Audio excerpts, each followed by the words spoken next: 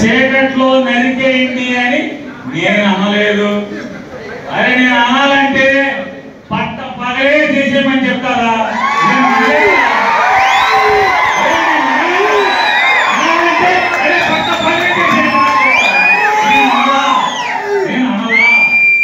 మళ్ళా చెప్తున్నాం పేరునని, మళ్ళా ఇది మొదలుకొని చెప్తున్నాం. పవన్ కళ్యాణ్ గారి గురించి నువ్వు ఎక్కడైనా కానీ నోరు జారితే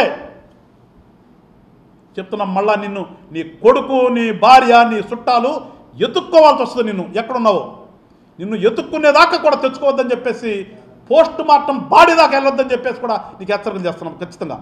ఇక్కడ ఎప్పుడు కూడా మేము ఎవరిని మాట అనమేం, మాట అనము, 1-2 సార్లు కూడా శాంతిస్తాం. కానీ నువ్వు మిత్తిమీరి పవన్ కళ్యాణ్ గురించి మాట్లాడుతున్నావు. మళ్ళా చెప్తున్నాం, ఇది వార్నింగ్ అనుకుంటావో లేదంటే సూచన అనుకుంటావో, నీ ఇష్టం వచ్చినట్టు అనుకో.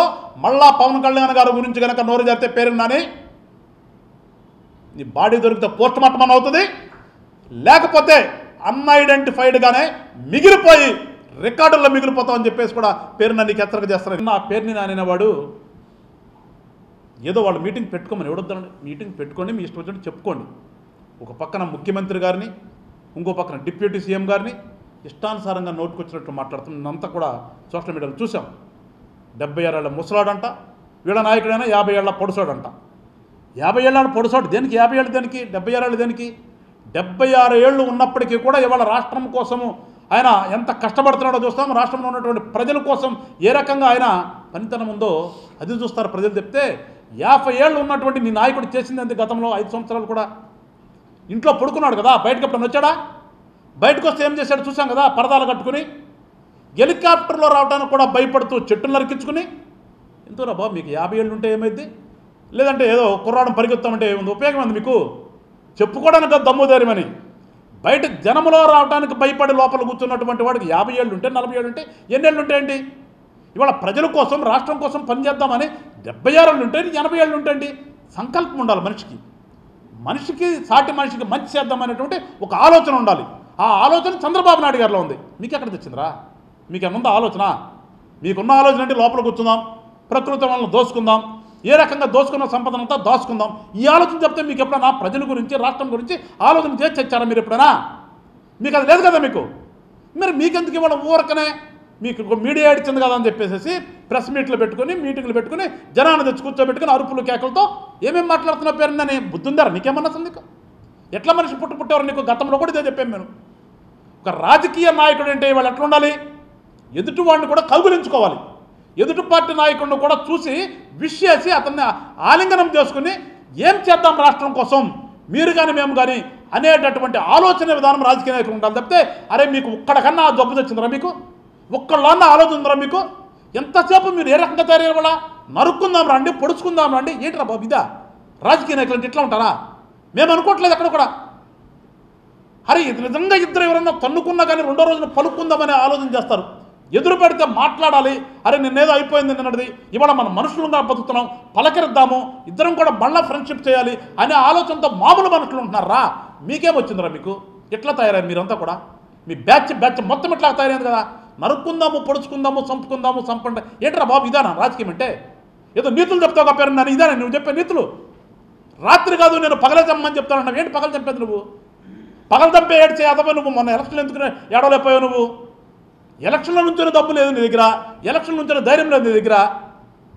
ఏ రకంగా నీ మీద గోడౌన్ కట్టుకున్నావో, ఆ గోడౌన్లో బయ్యన్ని ఏ రకంగా దారి మళ్లించావో, నీ మీద నీ ఆవిడ మీద ఏ రకంగా కేసులు పెట్టుకున్నావో, దానికోసం ఏ రకంగా బతిమలాడుకున్నావో, ఆ రోజు చంద్రబాబు నాయుడు మంచాడు నీకు. ఆ రోజు అక్కడ ఉన్నటువంటి మంత్రి నీకు మంచాడు కాదు, చంద్రబాబు నాయుడు గారు మంత్రి మంచాడు. పాపం మా ఆవిడ ఆడాళ్ళతోలికి వెళ్ళొద్దని చెప్పాడు అన్నప్పుడు మాత్రం ప్రెస్ మీట్ పెట్టి పొగిడినటువంటి నీడోరే ఇవాళ వచ్చేసి మళ్ళా ముసలాడు ఏం చేస్తాడు, చచ్చిపోతావు కదా, నువ్వు ఎట్లా బతుకుతావు? ఇదిరా నువ్వు? అట్లా ఎట్లా మనిషి పుట్టేవారు బాబు? నువ్వు నిజంగా పేరున్నాననేవాడిని నీ గురించి చెప్పుకోవడానికి కూడా సిగ్గేస్తున్నావు మాకు. ఇంకా నోరు జారి మా నాయకుడి గురించి మాట్లాడుతున్నావు. అరే నిజంగా చంపేస్తారా బాబు? నేను నిజంగా నువ్వేదో రేత్రి పొగలు అంటున్నావు. నిన్ను నిజంగా చంపేస్తారు. అంతదాకా తెచ్చుకోవద్దు నువ్వు. జనసేన పార్టీ వాళ్ళం మేము ఎంతగా సమన్వయం పాటిస్తున్నామో ఈ రాష్ట్రంలో అభివృద్ధి కోసం, మా నాయకుడు కూటమిని ఏర్పాటు చేసి రాష్ట్రం అభివృద్ధి చెందాలని మాట్లాడుతుంటే మేము ఎక్కడా కూడా మేము ఎక్కడా కూడా నోరు విప్పిరాట్లా. మా ధ్యేయం రాష్ట్రం అభివృద్ధి చెందటమే, మా లక్ష్యం ఈ రాష్ట్రంలో ఉన్నటువంటి ప్రజలకు అందరికీ మంచి జీవితాన్ని అందించడమే అనే ఆలోచనతో జనసేన పార్టీ అంతా కూడా మేము ముందుకెళ్తుంటే మా నాయకుడి గురించి ప్రేలాపన వెళ్తున్నావు. పేరు నేను నిజంగా నేను అరే నీ శవం ఎక్కడుందో కూడా తెలియదురా బాబు. మళ్ళా నిజంగా ఒక్క నిమిషం మా వాళ్ళు కన్నెర చేస్తే నీ శవం ఎక్కడుంటుందో కూడా తెలియదు పేరుందని చేయదని చెప్తున్నా. నీకు ఇంతకుముందు కూడా చెప్పాము, నీకు నువ్వు ఏమైనా ఏడు ఈ రాష్ట్రంలో ఎట్లయినా మాట్లాడాడు. పవన్ కళ్యాణ్ అనే వ్యక్తి జోలికి వస్తే నీకు ఒలుస్తాం రా బిడ్డ అని ఇంతకుముందు కూడా చెప్పాం. నువ్వేంటంటే ఎట్లా తయారావంటే నన్ను కొట్టండి నన్ను కొట్టండి నన్ను కొట్టండి అంటారు చూడు. కెలికి కొట్టించుకునే దగ్గరికి నువ్వు ఇవాళ వచ్చావు నువ్వు. కానీ మాకు ఇంకా కూడా మేము మనుషులమనే స్పృహ మాకుంది. మనిషి అనే స్పృహ కోల్పోయి నువ్వు మాట్లాడుతున్నావు, కానీ మనుషులమనే స్పృహ మాకుంది. మళ్ళా చెప్తున్నాం పేరునని, మళ్ళా ఇది మొదలుకొని చెప్తున్నాం. పవన్ కళ్యాణ్ గారి గురించి నువ్వు ఎక్కడైనా కానీ నోరు జారితే చెప్తున్నాం, మళ్ళా నిన్ను నీ కొడుకు నీ భార్య నీ చుట్టాలు ఎత్తుక్కోవాల్సి వస్తుంది. నిన్ను ఎక్కడున్నావో నిన్ను ఎత్తుక్కునేదాకా కూడా తెచ్చుకోవద్దని చెప్పేసి, పోస్ట్ మార్టం బాడీ దాకా వెళ్ళొద్దని చెప్పేసి కూడా నీకు హెచ్చరికలు చేస్తున్నాం ఖచ్చితంగా. ఇక్కడ ఎప్పుడు కూడా మేము ఎవరిని మాట అనము, 1-2 సార్లు కూడా శాంతిస్తాం. కానీ నువ్వు మిత్తి మీరి పవన్ కళ్యాణ్ గురించి మాట్లాడుతున్నావు. మళ్ళా చెప్తున్నాం, ఇది వార్నింగ్ అనుకుంటావో లేదంటే సూచన అనుకుంటావో నీ ఇష్టం వచ్చినట్టు అనుకో. మళ్ళా పవన్ కళ్యాణ్ గారి గురించి కనుక నోరు జరితే పేరున్నాని నీ బాడీ దొరికితే పోస్ట్ మార్టం అని అవుతుంది, లేకపోతే అన్ఐడెంటిఫైడ్గానే మిగిలిపోయి రికార్డుల్లో మిగిలిపోతావు అని చెప్పేసి కూడా పేరున్న నీకు హెచ్చరిక చేస్తున్నా నీకు. ఎందుకంటే ఇప్పుడు దాకా సమయం పాటించావు నువ్వు ఎంత నోరు జరినా కానీ. ఒక రాజకీయ నాయకుడు అనుకుంటాను చెప్తే నువ్వు ఎంత రోడ్డు సైడు ఎదవని చెప్పేసి ఇవాళ ప్రజలందరూ కూడా నేను చూస్తున్నారు. నీ యొక్క మాటలు కానీ నీ ఎక్కిల చేష్టలు కానీ నీ హావభావాలు కానీ వాళ్ళు చూసి నిన్ను అరే ఈడికా ఇంత ముందు మనం ఓట్లేసింది అని సిగ్గురు పడుతున్నారా సన్నాసి. ఒకసారి గుర్తు తెచ్చుకో చెప్తున్నా. పెద్దవాడు అయిపోయి నిన్ను మాట్లాడాలంటే నాకు కూడా బాధ వస్తుంది.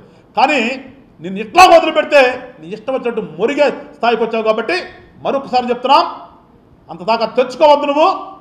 మేము ఈ రాజకీయ పార్టీ పవన్ కళ్యాణ్ గారు పెట్టింది ఈ రాష్ట్రంలో మేము మంచి చేయడానికి, నీకు ఇలాగా దోచుకుంటాను కదరా యాదవ. సిగ్గుండాలి మళ్ళా నోరు తెరిచి మాట్లాడటానికి. మా నాయకుడు చూపిస్తున్నావు.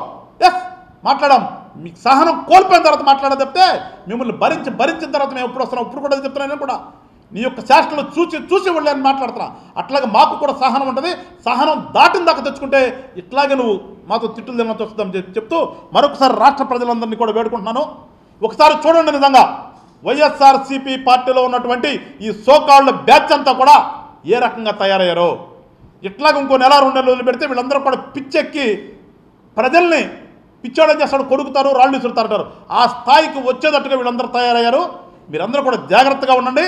వీళ్ళందరినీ కూడా ఏ రకంగా కంట్రోల్ చేయాలో బాధ్యత మా మీద ఉంది కాబట్టి కూటమి ప్రభుత్వం బాధ్యత తీసుకుంటాం. ఈ సోకాళ్ళు బ్యాచ్ అందరూ కూడా కంట్రోల్ చేస్తాం. ఈ రాష్ట్రంలో అలజడులు లేకుండా మేమే కాపాడాల్సిన బాధ్యత ఉంది కాబట్టి కాపాడతామని చెప్పేసి రాష్ట్ర ప్రజలందరూ తెలియజేసుకుంటూ, రానున్నటువంటి రోజుల్లో మీరందరూ కూడా ఇది పార్టీనో వీళ్ళ నాయకులో అవునా కాదో మీరు డిసైడ్ చేసుకుని వీళ్ళందరికీ ఏ రకంగా బుద్ధి చెప్పాలో ప్రజలకు కూడా బుద్ధి చెప్పండి.